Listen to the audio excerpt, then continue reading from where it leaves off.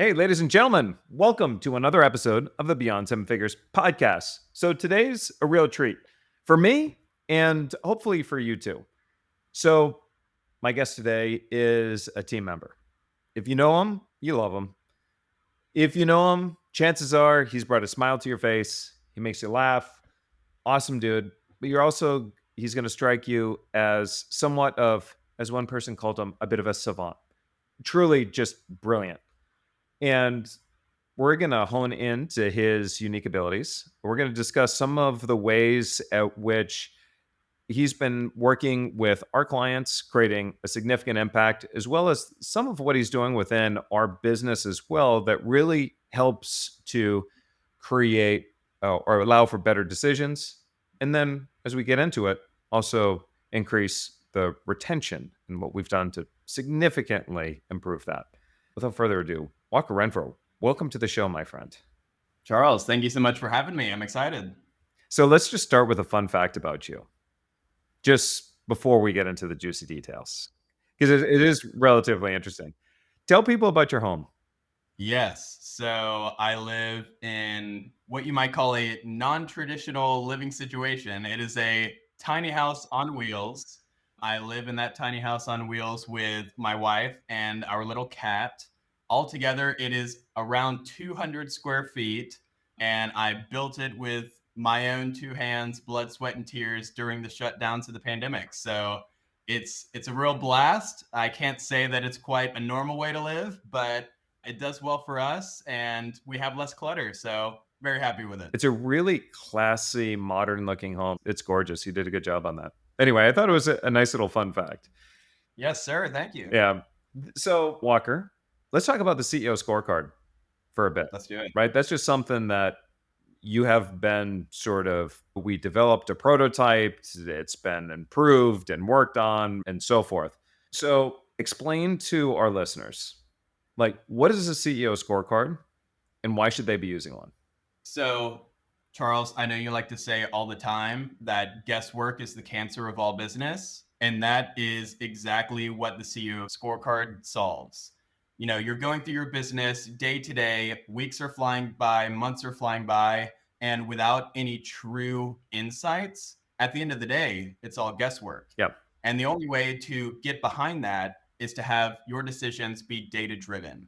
So this is really simply a spreadsheet. We use Google Sheets. I know there's all sorts of gizmos and gadgets out there, but what we found is that manually inputting your metrics into a CEO scorecard week by week to see progress month by month is the single greatest way to not only have ownership behind your metrics, but also see historically how you're performing. Really, there's so many benefits that I'm sure we'll jump into here, but that's all it is. It's a spreadsheet that you report your main metrics week by week. So why not Tableau or any one of these other software programs that have built scorecards?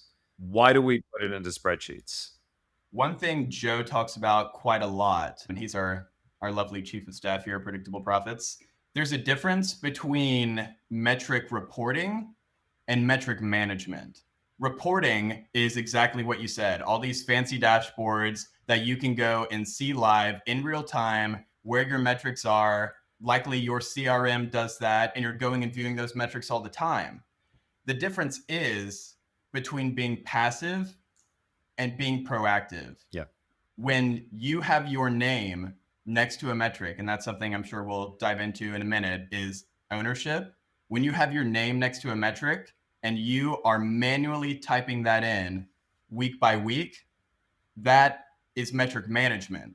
A big difference from just reporting on dashboards. You know, when it loads for you automatically, that's passive. When you're putting it in yourself, you take ownership. You look yourself in the mirror and say, I'm accountable to this result. Y'all may know Charles loves to wear his shirt that says results. I'm accountable to this result.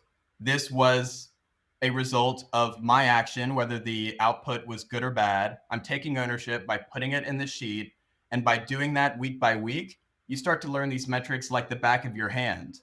And really just that insight is just invaluable. Yeah, for sure. And here's a perfect example. I had a discussion with one of our board of directors members this morning, and I said to him, "Hey, have you updated your CEO scorecard?" And his wife was there and said, "Yep, yeah, we updated the CEO scorecard, no problem." I said, "Okay, but how often do you look at it?"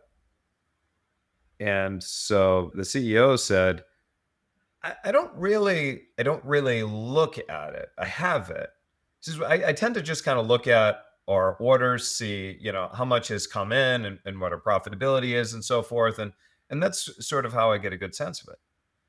And so my comment to him was, I'm about to prove to you why you need to be looking at the CEO scorecard, because I can guarantee that there's a tremendous amount of money that is slipping through your fingers right now that you are completely unaware of. And so I said, let's go to the marketing section of your scorecard. And I noticed in the marketing section, what he didn't fill out was, or what his team didn't fill out was how much money that they're spending on ads. So I said, how much money are you actually spending on ads? And so they pulled it up and they go, oh, well, we cut back our ad spending, but it looks like only $330 this month. Now, this is a multi-million-dollar organization, but they've only spent $330 on their advertising. So I said, okay, let's look at ROAS, right? Return on ad spend. How much money got brought in? And so they look at their account, and all of a sudden you could see their marketing person, her eyes just wide open, wide open. And I'm like, oh, this is going to be good. How much money? And she's like, hold on, I got to double check and make sure this is right. Double check, double check. And she's like, I'm almost afraid to say. And I go, what? So we spent just over $300 and we made 38,894. And I'm like, wait a minute. Direct attribution to ads, yes. You spent just over $300 and made over $38,000. And they just used super high intent keywords. So it was very efficient. And I didn't have a lot of competitors on those keywords. I'm like, you understand how ridiculous this is? So what do you think would happen if we took it from, like, I don't know, 300 to 1,000? What do you think would happen to the numbers? Even if the ratio changes a little bit, it's huge. That is huge. So from now looking at a CEO scorecard, from now looking at the data, there are so many things beyond revenue and profit that go into what makes the revenue and profit. And so, Walker, talk about like how that CEO scorecard sets the priorities. But one of the things that business owners are often asking themselves is, what is the most important thing that I need to focus in on? Right. And so, how does the scorecard reset those priorities in order to give CEOs an understanding of where to go next? I think probably the biggest thing is just a very simple system that we use. We call it the traffic light system. A metric is either green, yellow, or red. And what makes it green, yellow, or red is dependent on what was the goal you said originally. If you met the goal, you're on track, you're green. If it's a little iffy, you're yellow. And if you are clearly off track, well, guess what? You're red. That is probably the single greatest thing for aligning priorities, because when you're going to run a metric driven business, we like to identify constraints. Your constraints are your reds. If you tune into your CEO scorecard on a regular basis and you're looking at your reds, identifying those as constraints, one thing we do as well is we have a column on the right that's essentially a plan for what to do with those metrics. Yep. When you have something that's in the red, there's somebody's name next to it. They're accountable to it. If it's red, they need to have a plan for how are we going to course correct. And what that does is it identifies constraints, it aligns your priorities, and keeps everybody rowing in the right direction, because now you've turned the lights on to your business. Turn on the lights in your business. That's something that you told me, Charles. You were mentioning a client who they weren't going by numbers. They were really going off of intuition. And correct me if I'm wrong, I believe what you said is it was like they had turned on the lights in their business. They were complete darkness and they just turned on the light. And that's a company that is, well into the 8 figures. And he had been operating from a very typical, let's look at our profit and our revenue and, other very high level departmental type of KPIs, but never got as granular as a CEO scorecard does. And when he did that, that's when he said, I feel like for the first time, somebody turned the lights on in my office, because he can see things so much differently and make better decisions. And Walker, you talked about there's a name next to each metric. Many small business owners underestimate the importance of having the name next to the metric. What that does is it sets a North Star. For employees, oftentimes, if they don't have a North Star, their definition of success is being busy. I just have to look busy. I have to be busy. And as long as I'm busy, then I'm going to continue to get a paycheck. And so you'll hear them often talk about how busy they are. And then because their priorities are not focused in the right direction, oftentimes they'll be so busy that they're going to tell you, I can't handle all of this. I need you to hire more people and blah, blah, blah, really blow it up. But when clients work with us, one of the first things that we do is we shift the mindset from being busy to everybody in the company needs to be able to have a KPI. Everybody has to have a metric, and that becomes the North Star. And so one of the ways you're removing guesswork, if you've ever said to yourself, do I have the right people in the right seat? Or should I keep this person? Or should I let them go? The way to address that is simple. It's like, well, here's your KPI. If you failed to meet that minimum threshold, which is already predetermined, if you failed to meet the minimum, then we're going to put you on a PIP, a performance improvement plan. And you have 30 days to course correct. And if you fail to course correct, then we're going to high five, fist bump, part as friends. Wish you well along the way. But you give them that extra coaching and so forth. But then, so there's no more ambiguity. There's no more guesswork. We had a situation just about 2 years ago with a gentleman that came in and he missed his KPIs. And when I got on the phone with him, I said, do you know what we're talking about? He goes, yeah, you're going to put me in a PIP. So why do you think that is? Because I missed my minimum. Okay, great. So, and he knew. And then at the end of the 30 days, I said, well, you know what? We're at the end of the month. And he says, you don't even have to say it, Charlie. I know what's going to happen. It's okay. Today will be my last day. And it's what it is. Wow. Right? So it happens, but that's just the nature of the way that works. And it's a very great way to establish that. Now, Walker, for people who kind of want to create their own CEO scorecard, do you have any guidance for them how they want to create it? Definitely. I will hit on what you just mentioned, putting the names next to each metric. You also mentioned before, people not checking their CEO scorecard regularly. I think a lot of times that happens because of overwhelm. And as a business owner, you may be in a situation where you feel like I have to enter all these metrics by myself. Well, that's why putting the name next to the metric is so important. I'll give you an example. I had the privilege of meeting with a client recently about the CEO scorecard, and she had actually been keeping up her CEO scorecard, but it was really all her. And she told me, I really see the value behind this. I totally get why you guys are pushing this. It's just really a lot for me to keep this up on a regular basis. And I love having the numbers. It's really given me clarity, but I don't know if I can keep this up. And I said, well, tell me a little bit more about your leadership team. Who can you really lean on? She goes on to tell me about the team.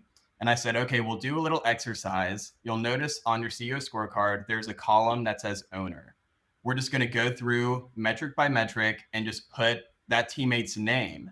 So we go through this exercise, and by the end of it, her name was only next to net profit, which if you're listening, that may not be your case, but for her, that's what it was. And it was like a weight lifted off her shoulders. She realized, whoa, this is way less intimidating. I realize now I have a team that reports to me. They support me, that I am able to be in the driver's seat. You always like to use the analogy of, a captain of a cruise ship. They need their dashboard to know whether they're navigating toward an iceberg or not. She was able to step into that role to simply look at the dashboard rather than being in the engine room. And that was just a world of difference. So one, having the names next to the metrics, that's huge. I think another thing, as far as setting up your CEO scorecard for the first time, I would say just keep it simple. Yeah. We like to talk about our core KPIs, and the ones we have listed are revenue and profit, of course. We have our NPS, which is your net promoter score, tracking customer satisfaction. We track new clients in, we track new leads, and then we track our conversion rate. What's our close rate? Just having those half dozen handful of metrics to start off does a world of difference as far as alleviating that overwhelm and giving you clarity. If you were to see our scorecards, I think your head would explode, and you can get there. You can get advanced, but having a team member name next to each metric and starting simple, those are really the two greatest things I could say. Yeah, and that's because, as to your point, Walker, our scorecards now have developed into something that is significantly more robust. You have a question about anything, go to the scorecard, all the information, all the data is there, and it helps guide and make better decisions.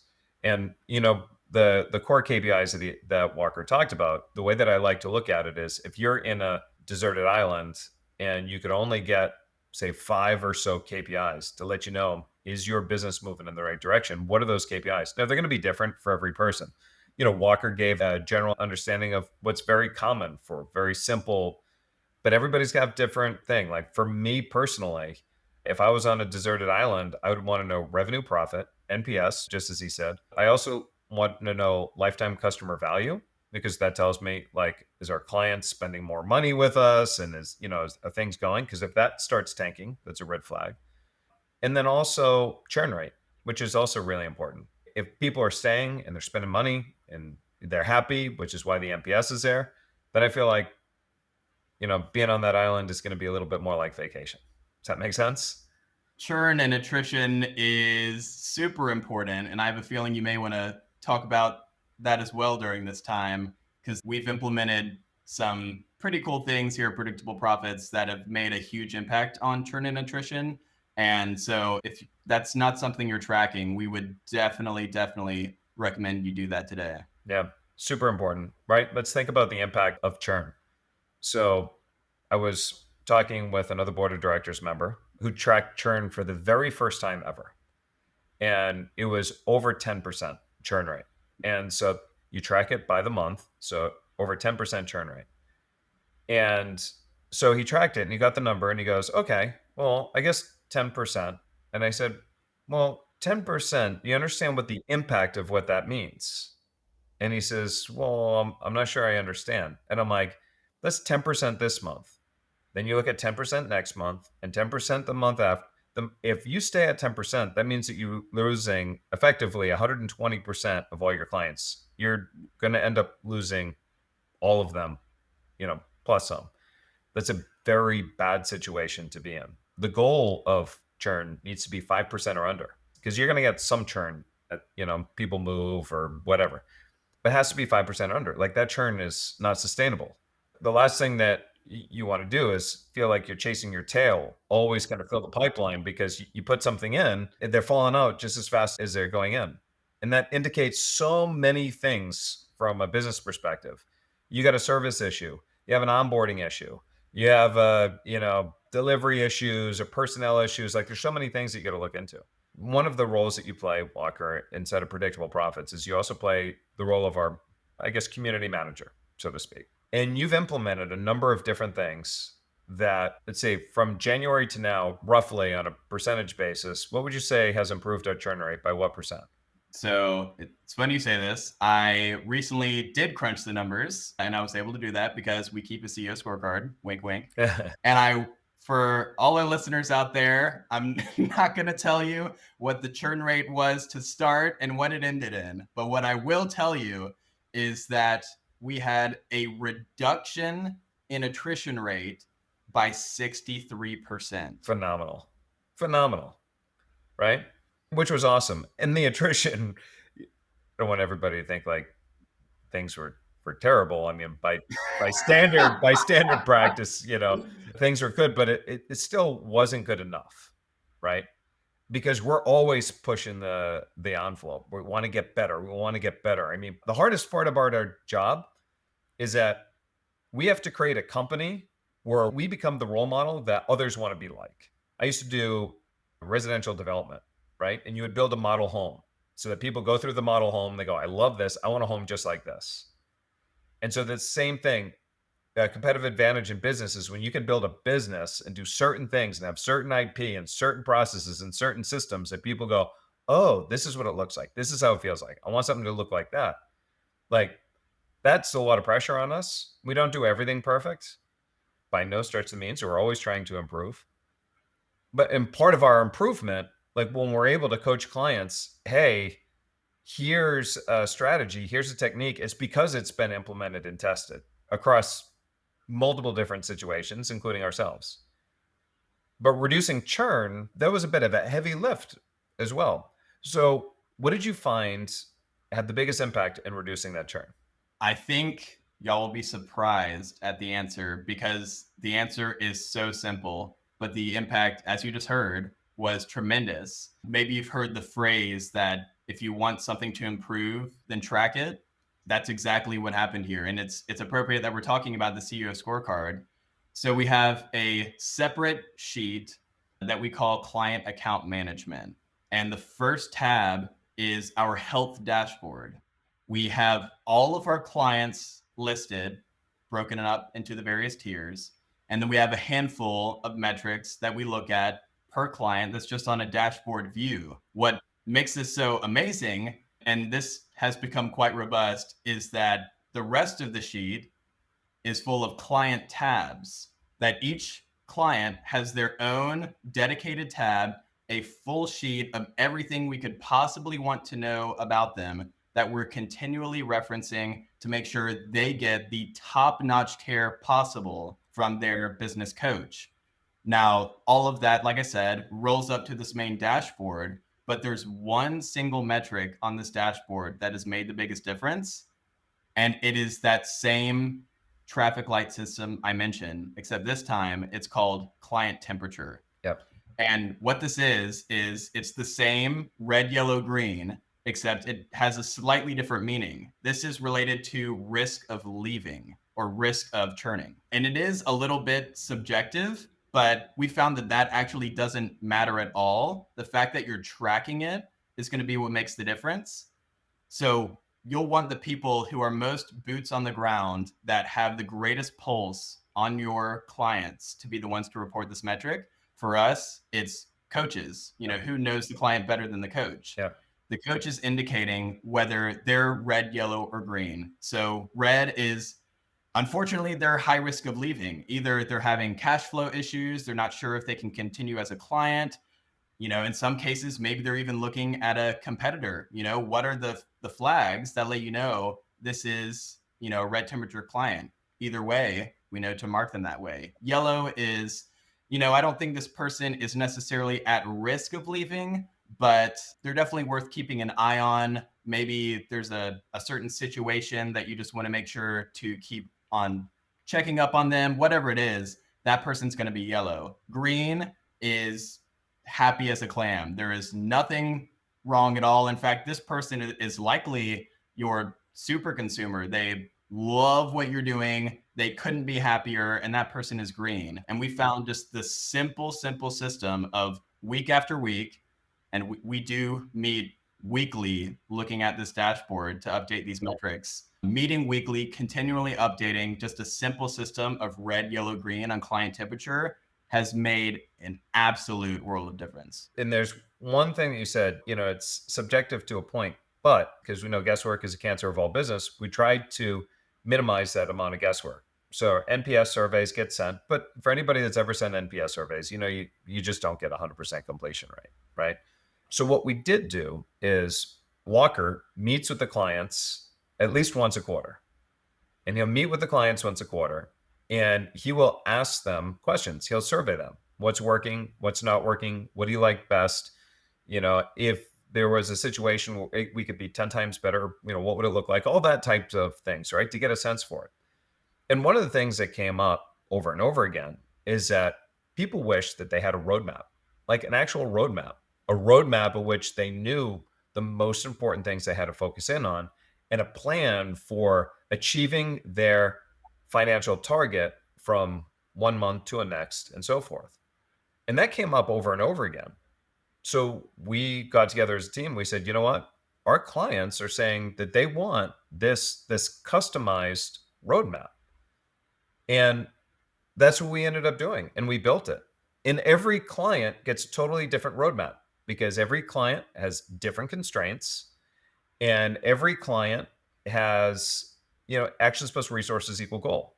So if you're at 3 million and you want to get to 6 million next year, well, guess what? You expect to do a lot of work. His actions plus resources equal goal. But if you're at 3 million and you're like, you know what, I just want to get to like 3,300,000, then it's like, okay, this is going to be easy street for you. That won't be an issue. So once we started to implement that roadmap, it answered one of the biggest sources of overwhelm for the clients, and they felt less overwhelmed. And it really had a significant and a very dramatic improvement inside of our churn rate. Now, that roadmap, to be clear, follows very strictly in line with the predictable profits operating system, right? So their roadmap falls into three categories.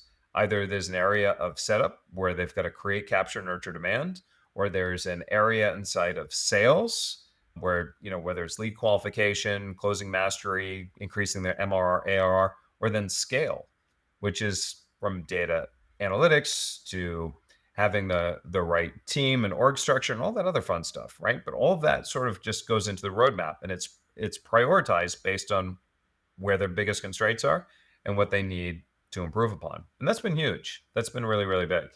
Absolutely huge. But we would never have known that unless Walker went ahead and he did that. And here's something that I want to tell you as a little tip. So one of our other board members, I'm also a client of this other client. So I'm a client of theirs and they're a client of mine. It's kind of cool, right? The thing is I like this guy so much and he's a good friend that I had some concerns over some of the delivery that he was giving me. But because I liked him so much, I didn't want to cause any conflict. I didn't want to have any issues. So I just sort of kept quiet. It was only after he became really a client of ours that I felt like I'd be doing him a disservice if I wasn't open and frank with him. And by doing that, it's radically transformed his own business. People do the same thing with us. We have personal relationships with the people that I work with. I look at every single one of our clients and I feel comfortable calling them friends.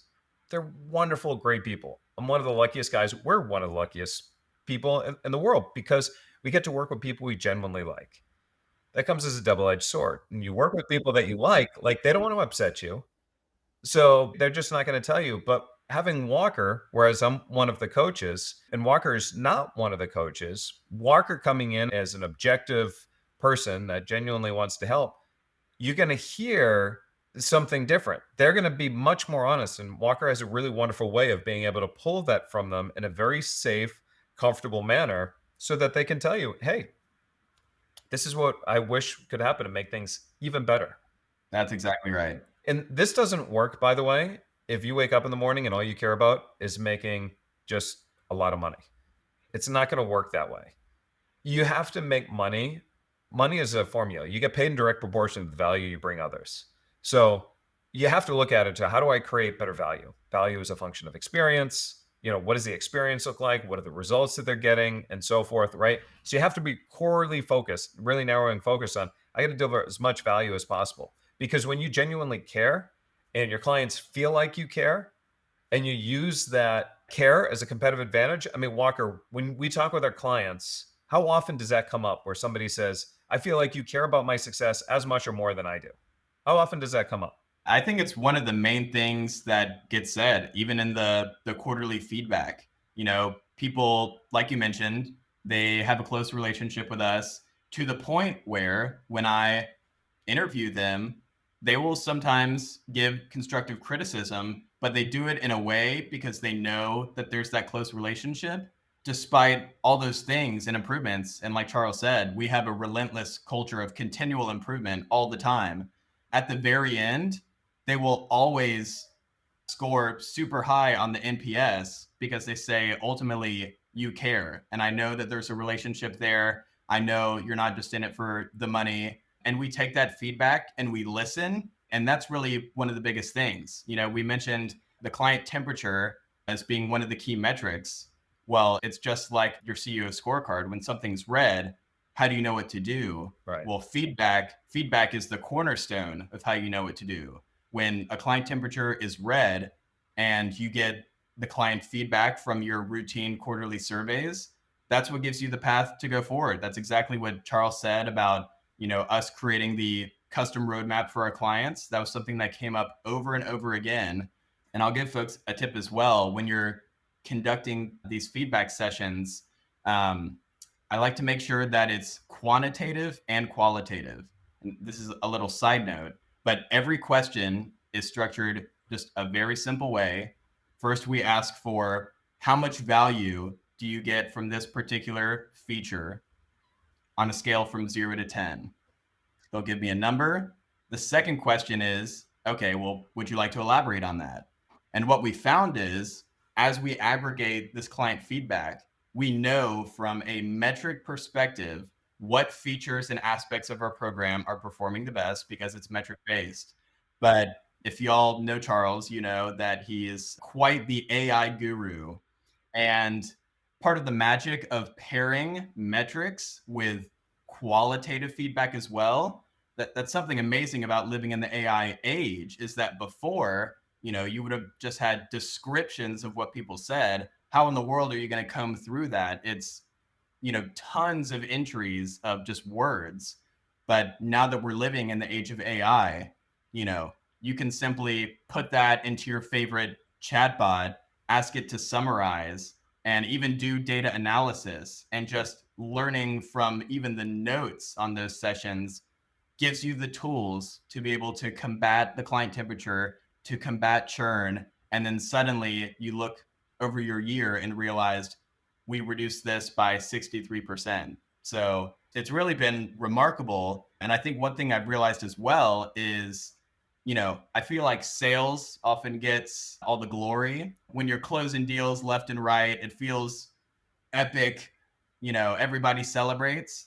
But I think one very key mindset shift is when you realize that churn and attrition is actually the other side of the coin of sales. Yeah. You hinted toward that a little bit earlier, Charles, of, you could be in a situation where you're losing more clients than you're bringing in. It's a trade-off on sales. Anytime that you can fix churn, fix attrition, you're actually fixing sales in the long run. You are. I mean, think about it, right? And I want our listeners to really reflect on this. If you didn't lose a single client this year, what would your revenue look like now? If you didn't lose a single one, what would your revenue look like? That's the impact on sales. It's really significant. And then the impact on profit is even bigger, because when you keep a client, you don't have that cost of acquisition. Your profitability is significantly higher. So not only is your lifetime value, but your client profit value goes way up. So really, really important. Walker, I know we're pushing up against the clock. One of my favorite questions to ask our guests, this is the Beyond Seven Figures podcast. If you had one tip, your biggest, best tip for our listeners who want to take their business beyond seven figures, what would that be? I would say right in line with what we've been talking about metrics and whatnot, is anytime that you notice you're starting to speculate, ask, how could I make this data driven? You'll notice if you're ever in, meetings with an executive team, people have great ideas and people have great insights about what they think is happening within the business. Oh, I think our clients need this. Oh, I think the reason that this is down is because XYZ. As soon as you notice that there might be speculation at play, again, guesswork is the cancer of all business. As soon as you start to smell that speculation, think, how can I make this data driven? And then how can I make sure that this collection of data is scalable so that I can be at the helm making these data driven decisions and totally eliminate guesswork wherever possible. I think that's something that we take ownership of very strongly here at Predictable Profits. It's key to our culture. Yep. Being accountable to results, that is one of our core values. And it really drives everything we do. So removing speculation wherever possible and making data-driven decisions. Awesome. I love that. As you were talking, I feel like I want to give our listeners a gift. For any of our listeners that actually want access to CEO Scorecard, Walker, I'm going to give this to you. What is the best way? I would say we like to engage with people who reply. So if this were an email right now, we'd say reply to learn more. I'd say exactly the same thing. If you wanted to email members@predictableprofits.com, we'll make sure that your ticket is logged in our system. We'll make sure to get back to you and deliver you that key resource. It's something that has helped our clients take a hold of their business and, like Charles said, turn on the lights. And if we can help you get that same result and turn the lights on in your business, then we'd consider that a success. Awesome. So it's members@predictableprofits.com. Just make sure you put in the note that you listen to the podcast. We talked about the CEO Scorecard, and I said that I would give it to you. And then we'll make sure that you get that. And I think you'll find that resource to be incredibly valuable for your business, as Walker said. Help you turn the lights on, see opportunities and challenges that you may have been overlooking. So really, really exciting stuff. So that wraps up today's episode of the Beyond Seven Figures podcast. We talked a lot about a number of different things, the opportunities within the CEO Scorecard, eliminating the guesswork, creating more focus. We talked about the red light, yellow light, the green light system. We talked about the core KPIs, and which segued into churn. And not only is it the importance of having a low churn number, but some of the techniques that we've used to increase our retention. And some of those techniques are similar techniques that you could use even for yourself in your own business. So for more tips, strategies, and information, check us out over at predictableprofits.com. Again, that is predictableprofits.com. And we'll be more than happy to connect with you and help you find more ways to grow faster, more predictably, and less dependent on yourself. This is Charles Gaudet with my friend, my colleague, an overall great guy, Walker Renfrow, and I will see you in another episode.